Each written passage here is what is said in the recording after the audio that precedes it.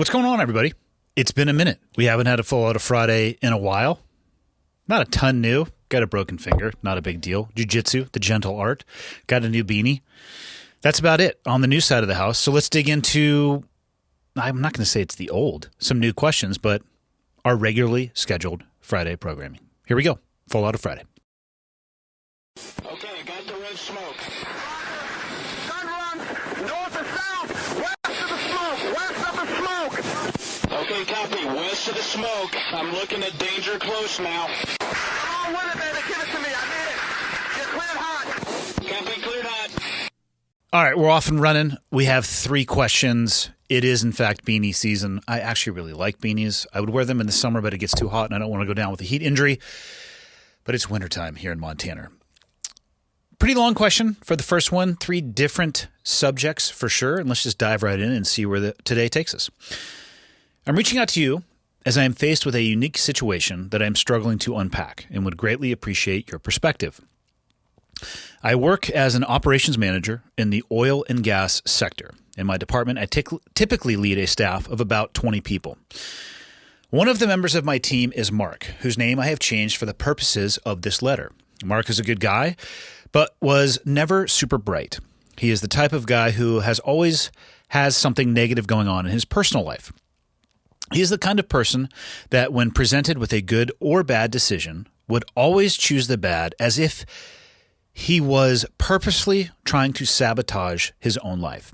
I swear, as much as I like the guy, he always seemed like an individual that could never get out of his own way to make forward momentum in his life. There's a lot more to this email, and I'll definitely get into it, but I think it's safe to say that we probably all know somebody in our lives that is like this.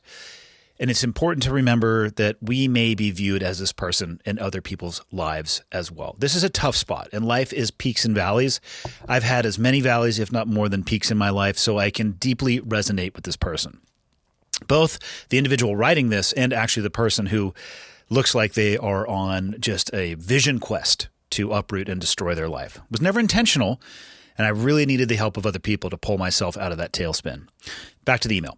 A prime example of Mark's great decision-making is about 7 years ago, he had a one-night stand with a stripper who is also a recovering meth addict with a severe case of diagnosed bipolar disorder. Classic pairing. I mean, who hasn't found themselves in this situation? From their night together, she ended up getting knocked up. She decided to keep the baby in spite of Mark, even knowing that she hates children and has admitted to not wanting to have the baby, but choosing to keep it for the child support payments, thus ultimately transforming her into a dependipotamus in its final form, one of my favorite terms. After a lengthy custody battle, Mark was granted sole custody of their son, with the biological mother, stripper, rarely, if ever, requesting to come see the child. Because of her mental health status, the biological mother was granted lifelong disability via the government. Mark himself has admitted that he was not a well-equipped father, but always did his best to support himself and his son the best way he could. Having had the opportunity to meet his son on multiple occasions, it was obvious to see that they both loved each other dearly. And that's awesome. That's great to see from somebody at a distance and as an observer, to be able to see that. And I think we're all capable of this, regardless of how much we might mess up in our life. We're capable of getting some things right. And I think if you can really focus, if you only have a limited ability to get things right in your life, your capacity for doing things right is correct. I would hope that for everybody, and that for everybody's sake, the majority of those things that you're able to get right, they start with your family. Fast forwarding years later, Mark's son is now 7, and Mark has worked for me for the last 4 years. Mark has never been the greatest employee, but I've always had a soft spot for him and have always granted him more understanding given his personal situation being a single father. Recently, I promoted Mark into a temporary leadership role. I saw potential in him and wanted to give him an opportunity to gain experience to perhaps one day be placed in a permanent leadership role where he could make a larger income to better himself. This opportunity, unfortunately, did not go as planned. While in the role, Mark got caught smoking weed and drinking at the job site. He also was reported for making inappropriate sexual advances and comments to several female colleagues. As a result of this, and other previous issues, I made the determination to fire Mark. Mark pleaded for his job and begged for another chance, stating that he was in incredible amounts of debt in excess of $50,000 due to gambling and luxury spending. He couldn't afford to lose his job and was desperate. However, I stood by my decision and I terminated Mark. A few days later, I was informed by my colleagues that Mark's body was found. It was ruled a suicide. I also learned a short time after that, with no next of kin or grandparents involved, Mark's son was to be returned to the care of his biological mother. In light of all of this, I feel guilt that I have had a role in this man's death. Furthermore, I feel that my decision has had a ripple effect, placing his son in the worst situation imaginable, and he is now to be raised without his father in an unstable home and likely turning him into another statistic. I'm at a loss for words, and I need help unpacking the situation. Any thoughts or guidance would be extremely appreciated. Wow. Heavy. There's a lot there. It's complex. You could come at this from an angle of leadership inside of an organization, and I could talk about your decisions or past behaviors you had seen or perhaps overlooked, or favor that you may have given to this individual because you knew more about their personal life and the potential consequences of that. And that's a separate conversation, at least in my opinion. I don't think that's what you're writing about. You could talk about the personal decisions of a man to, whatever. The one-night stand decision is the one-night stand decision.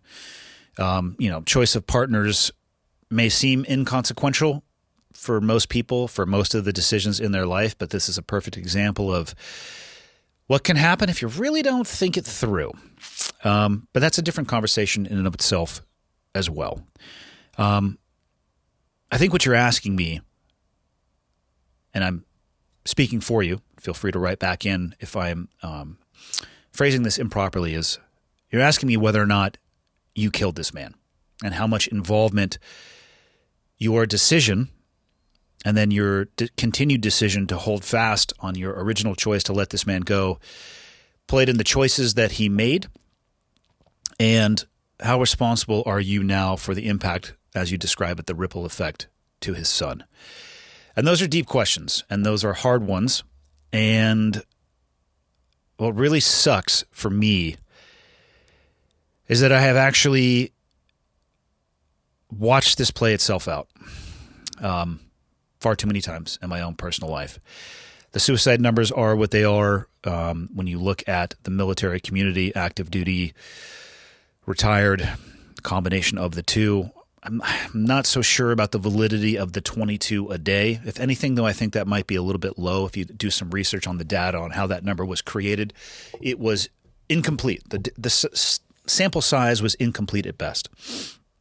But for whatever reason, in my own life, I have people that I know and cared about very deeply that made the choice to irrevocably change the trajectory of their life and everybody else that was in their social circle. And I don't think that they were thinking about their social circle at that time. I think that they were operating in a very emotional and non-logical place, and they made a selfish decision. And I don't want to spend a whole lot of time unpacking that decision. I've spoken a lot about my inability to understand that non-rational decision, and I don't think it's possible to if you are viewing it from a rational place. Of course, it couldn't make sense, and that is meant to put zero judgment on the people who make that choice. But I've seen what happens, and every time I have asked myself a version of what I think you are asking me. Could I have done more? Why didn't I see any warning signs? Was there something that I did, whether I knew it or not, that may have contributed to the decision that they made? In my personal experience and in my life, what I end up landing on is not really a great answer to any of those questions, but a deep sense of regret, and regret that I didn't reach out more and that I didn't communicate more. And this feeling of I wish I could have been somebody in their life that they could have talked to. I wish I was a closer friend. I wish I was a better friend. I wish I was somebody that they could have leaned on at least for a moment before making a decision that was that horrendous. And I don't know if I'll ever get over that regret. And I don't know if you're ever supposed to, because hopefully it can govern your behavior in the future. So I say all of that to say that I think I understand where you're coming from. And unfortunately, I do have a little bit of experience tangentially or peripherally to what you're talking about. And so we'll start from, the big picture. You are not responsible in any way, shape, or form for Mark's decision. The trajectory of Mark's life that led him to a place where he felt the only reasonable answer, whether he was thinking rationally or unreasonably or irrationally, it doesn't matter because the action and decision have been taken, is not your fault. It is the result of what sounds to be the continued actions that Mark took in his life. And that's a tough one because you can't say anything to him. You're left looking at the destruction and wondering whether or not you could have done something different. And you could have done something different. But I guess the better question is, what would that impact have been? Would it have stopped this? Or would it have delayed this? Would it have undermined your position at your job, where others in that team of about 20 people see you treating this person differently, and that it undermines your ability to be an effective leader, and you delay the poor behavior if he was drinking and smoking weed and sounds like he was making inappropriate sexual advances and comments to several female colleagues? I mean, do you think if you had given him another chance that would have stopped that? My personal history with things like that, meaning my seeing these things happen over time in both the military and the civilian world, is no, you're not going to actually change that ingrained behavior. You might kick the can down the road a little bit. It might seem like to you in this moment that by firing Mark, you put the last piece of straw on the camel's back.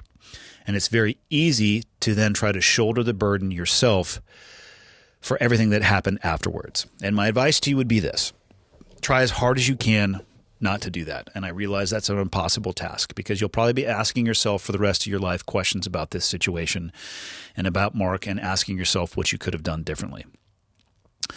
From a leadership perspective, I know very little about your organization and what happened other than what you wrote in here, but it sounds as if you held the standard and you did not tolerate the deviation from it. And that was your job. The actions that Mark took leading up to that point are his responsibility.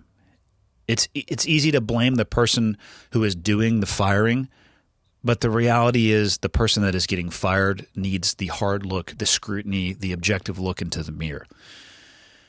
So from that leadership perspective, it seems like you did the right thing.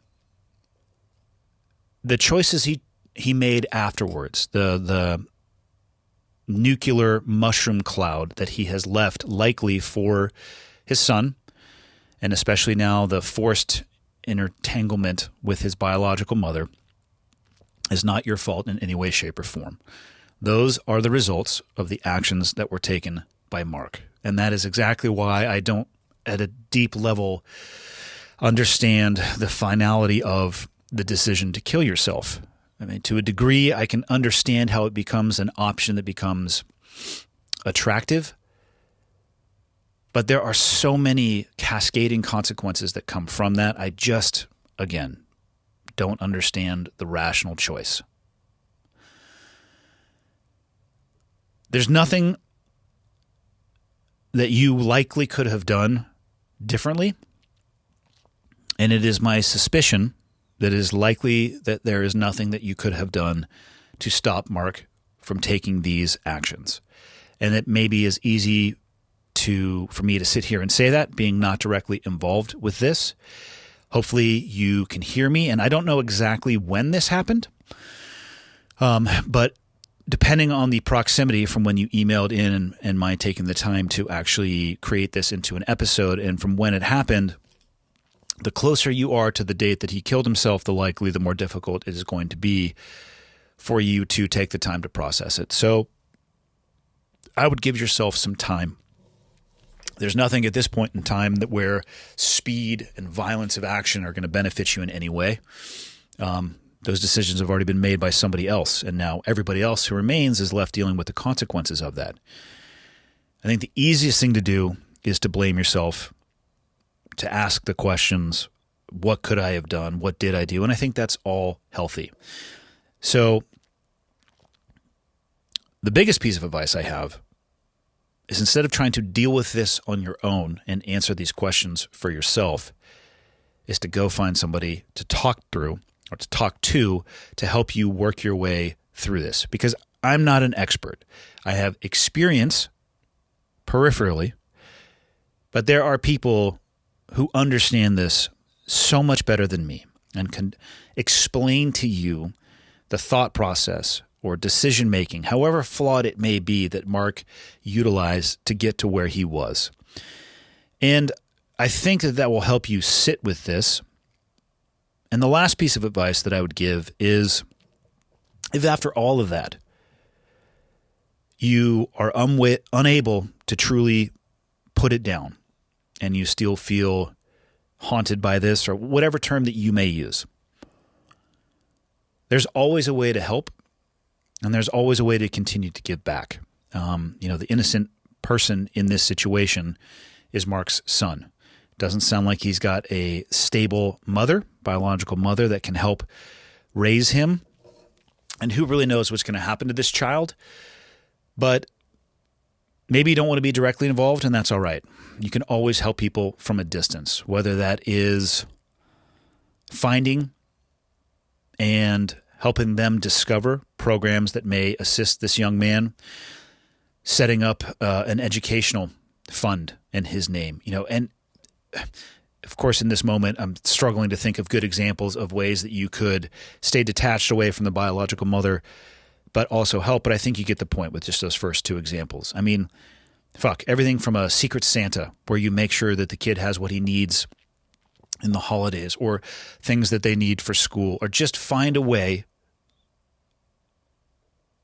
to continue to give back to Mark's son, because he's actually the only innocent person in this situation. He's the only one in everything that you wrote that had no impact and no vote and no say in any of the actions that were taken before he was born and up to the point where his dad took his own life. And so that's what I would recommend. Get some help. Find somebody who can help yourself work through this, and just realize that you still have options should you feel the need or desire to continue down that path. Question 2, let's get a little bit lighter. Jesus. I've been listening to the podcast for a couple of years now, and I've enjoyed getting your perspective and opinions usually. Here's a spoiler alert for everybody. Sometimes I don't even agree with the things that I say, which doesn't make any sense, but sometimes I speak before I think. Excuse me. First off, let me offer a bit of background. I was born and raised in the greater Denver area, and with the exception of college and a few years in California, I have lived here my entire life. Colorado is my home, my extended family is here, and I've always assumed this was where I was going to spend my life. However, over the past 15 years, my city has undergone so many changes that I am questioning whether or not this is where I want to stay. I have 2 children, ages 8 and 11. Each of my kids has a group of solid friends. They love their school and are heavily involved in multiple activities. When I have brought up the idea of moving, I get very, in all capital letters, negative reactions from the kids. I can't seem to shake the feeling that they would have a better life in a different setting. Fear not, Montana, I am not targeting you. There's plenty of room for you, sir. I would recommend the area north of Billings. There's a whole lot of fucking nothing, and you can do whatever you want to up there, with less of the issues that have been disturbing me. I know you moved your family from a major city to a much smaller town, and I'm curious if that decision was met with resistance. Is there lingering resentment from the kids? Were they able to adjust socially, etc.? How did you guys approach it? Interesting question. So I'll unpack briefly how we ended up landing here and why, and I can talk about the kids along the way. We bought an investment property in Montana, myself and my ex-wife, back in 2016. It was being used as an Airbnb or a VRBO. I'm just going to use those terms interchangeably. And our plan was to do the same. We were actually on a trip at a time where we had been gifted the airplane tickets and we were staying in somebody's apartment in Scotland. And we were talking about how amazing of an experience it was and how thankful and grateful we were that that individual had the ability to do so. And in that course of that conversation, we had the idea of trying to figure out whether or not we could be able to do something like that by finding perhaps an investment property, buying it, using it when we wanted to as a family, using it as an Airbnb in the off time to cover the costs, but then also dedicating time each year to gift it to other families. So hopefully they could have the impact and experience that we were having. So that's what started our search. Why Montana, from where we were living in East Lake, or also known as Chula Vista in San Diego, is that my ex-wife is from Montana. She was born and raised to a pretty young age in Great Falls, which is due east by about 3.5, maybe 4 hours. If any road in Montana was actually straight, you could probably get there in 2, and you didn't have to weave your way through around the Western Rockies. So Great Falls was kind of off the table, though, from the beginning, and she had family that lived in the Kalispell area. So we started with a vacation up here over a Christmas and loved it and brought the whole family. And then it was like the classic postcard, type thing. Kids were dressed up in snow outfits, snowmen, sledding, snowball fights, the whole nine. We found a rental property that met the criteria of what we were looking for. We thought it would be amazing to have as a family, an amazing thing to gift to other people. We leaned heavily on my family. I borrowed money from my sister. I borrowed money from my dad, and were able to meet the minimum criteria for the down payment. We bought the house, and I believe it had to have been December of 2016. We spent almost the whole month of December at the house. And I remember picking the kids up from San Diego. I picked up my oldest son, Riley, and my middle son, Tyler, from their school. And we drove the whole way in an F-150 and got stuck in traffic, behind accidents and all sorts of stuff. It was awesome. It was a 2-day drive, did the thing in 2 days, pulled up to the house. And it was, of course, like a banner snow year for Montana. And at the time I was using the picnic table that sits outside. And I've actually done some Full Auto Friday episodes from that picnic table. And every night I would sweep it off and I would use that as the snow marker to see how much snow had fallen. And I might be, romanticizing this tale to myself at this point, but I swear there was 4 to 6 inches of powder every night. It was ridiculous, the snowfall. And it was an amazing experience for the kids. I think my sister, actually I know for a fact, my sister and my brother-in-law, their kids came up, my dad came up, his wife came up, and it was just amazing. And we get back to San Diego after that and just saw the difference in our kids, and we were living in a subdivision that was very nice, well beyond our economic means if we hadn't bought that house on a short sale at the bottom of the market in 2008. And I could take a piss, not literally, but metaphorically, I could be taking a piss in the bathroom, open up the window, and touch our neighbor's house, which was a really nice, relatively expensive, stucco house, of which there were 7 versions in the horseshoe-shaped complex. Not complaining about it at all, but if that's not what you want in life, you're going to realize that's just not what you want in life. The hard part is taking action on that. So my oldest was getting ready to go into 8th grade, and I did some time in a private school when I was in middle school, and I started at a public high school my first day not knowing anybody. And being a young man is hard enough. Being a young man at a new school that didn't know anybody on their first day sucked. And I didn't want that experience for my oldest son. So we realized that we needed to move to allow our kids to have time to develop their social circle before they hit the high school age. That was kind of our go, no-go criteria.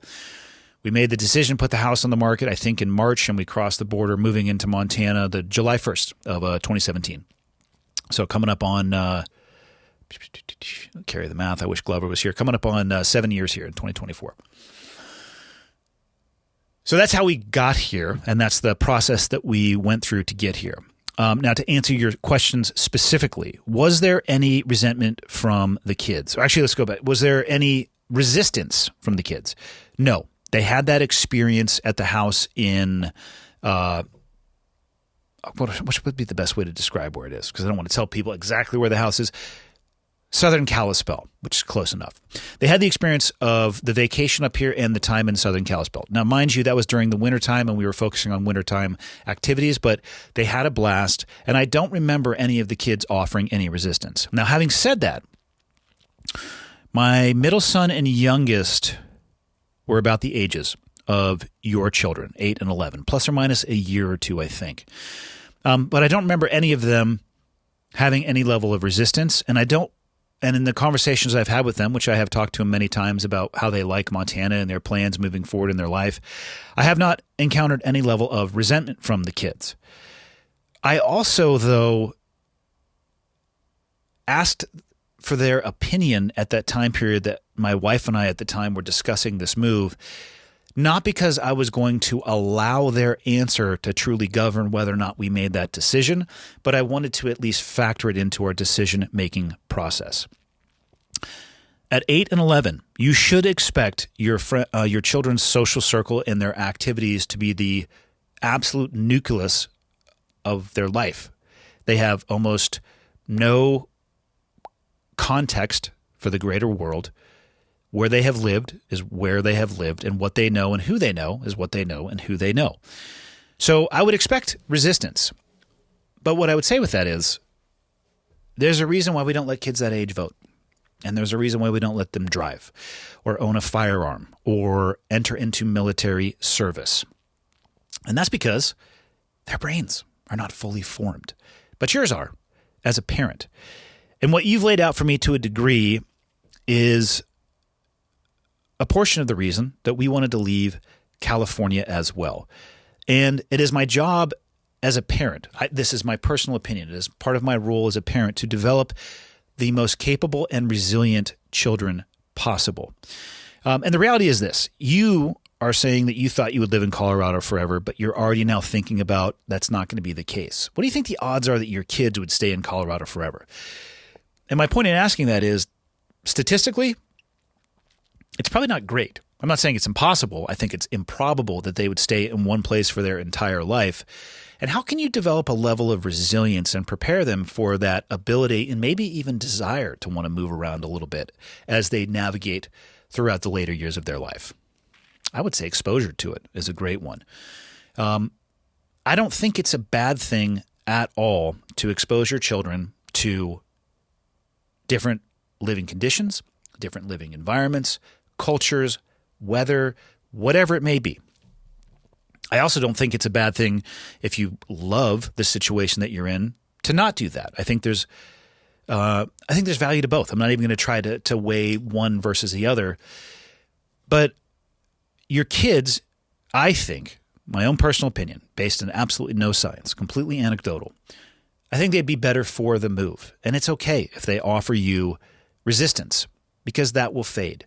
And your kids are in an age where they are very adaptive, they are very malleable, and they are more resistant than you think. Resilient, I should say, not resistant. So although they are offering you that negative feedback in the moment, the vast majority of this decision needs to be made with you and your wife. So I would focus it on that and look at what they value the most right now and just make sure that where you're going to go is going to offer something to them that is equivalent. If you take them to, even where I'm living in Kalispell, which is funny, people argue about the holding population of this city or town, whichever one it may be, depending on population size. It's a hillbilly town or it's growing too fast. Let's say there's 20,000 people here in the winter. If I were to, at this age, put myself back in this situation, let's say we're from here, and want to move my kids to some remote Alaskan fishing village with 6 people in it, yeah, that's going to be jarring. And I think that deserves a much deeper conversation. But if it's relative living standards, but a change in environment, maybe a change in pace, a change in culture, I think those are all really good things. And I would advocate for that exposure. Yes, I would advocate for that exposure. What I was just thinking through real time was, would I advocate for that exposure, or would I just say I think that there's value there and you need to make your mind up on your own? Both of those are actually kind of true. But those are the reasons that we chose to live here. and chose to move here. That's the experience I've had with my kids. I think they're thankful to be here. I would, of course, have to ask each one of them individually, and I will do so shortly after recording this over the next few days. And if they have a different answer than what I have provided, I'll happily, on the next Friday episode, report back. If you don't hear back from me on this topic, that means that they agree with what it is that I have said, because I don't want to speak for them. But there's value in both. Just make sure that you can kind of match the conditions that your children are thriving in right now, so it's not going to be overly jarring. And I think what you're going to find is the velocity that they adapt and interact into that new environment will shock you. And it's awesome to see. And I really think it's a good building block for resilience later on in their life. And that's what I have to say about that. Question 3. I'm the father of 3 girls, 15, 19, and 3. Sir, you are a saint. I feel like you're going to lose every argument that you may find yourself in at your house. You're probably even going to lose every conversation that you're in at your house, even though it's not supposed to be competitive, but you're outnumbered.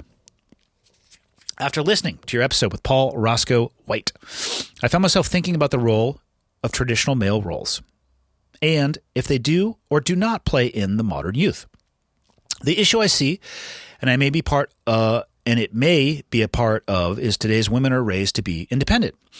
I myself have tried to raise my girls to be independent, such as I have taught my 15-year-old how to change a tire and check the oil and other small things. Not because I want her to, but in case she has to, when I or someone else cannot help her.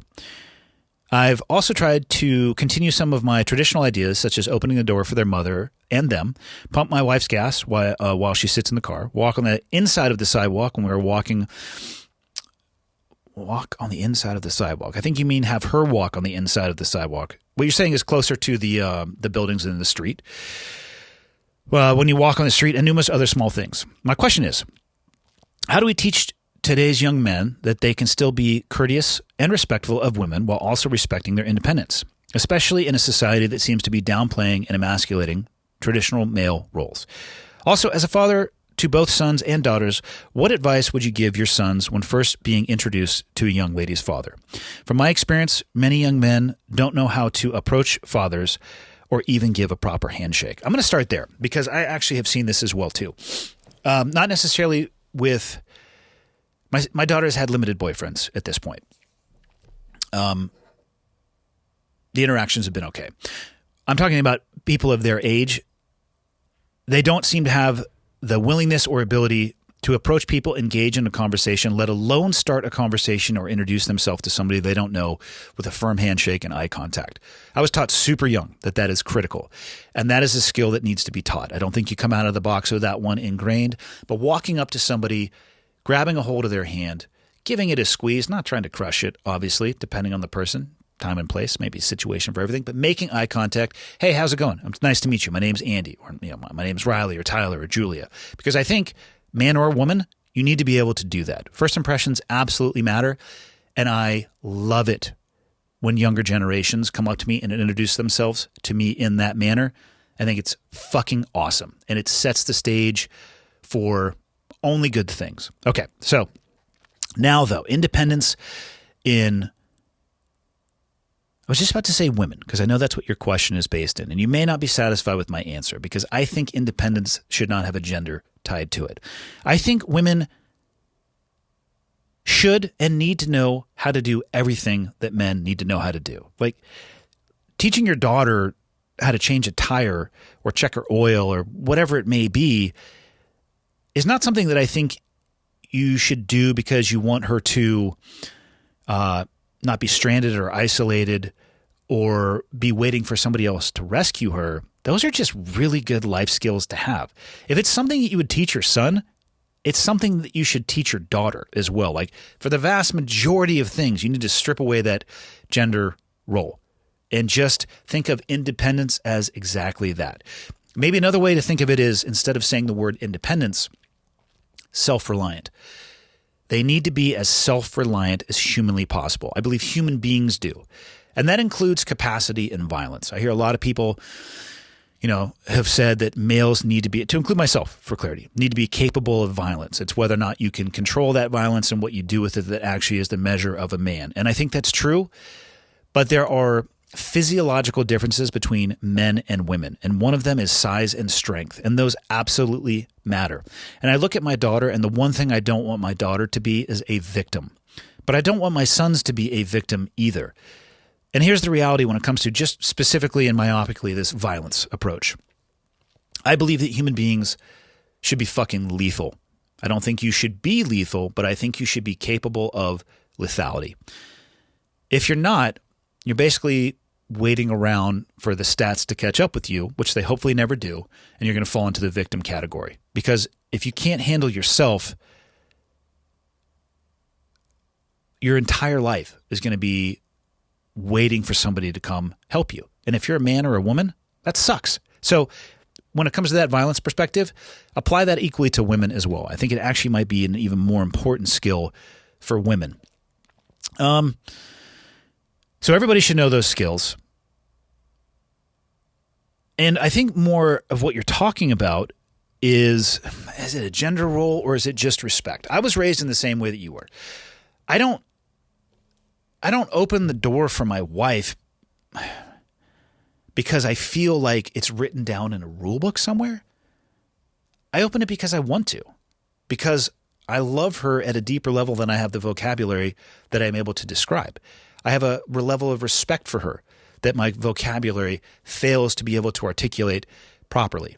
I walk on the outside of the street, or I will put myself very passively in between what I consider to be a threat at all times and her or my children or people that I care about because of the level that I care about them. I don't feel like that's associated necessarily with a gender role. For me, that comes from a place of love and respect. So that, I think,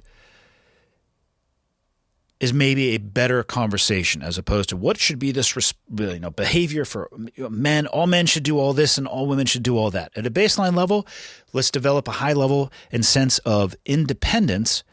And then let's talk to young men, and because this is what you're kind of asking about is here is young men. Let's talk to young men about respect. Let's talk to young men about intent. And let's talk to young men about motivation. And then even more importantly than all of that, you have to model this behavior. Giving somebody a book on stoicism while you fucking freak out at every opportunity that emotions present themselves, what are you teaching there? The answer is absolutely nothing.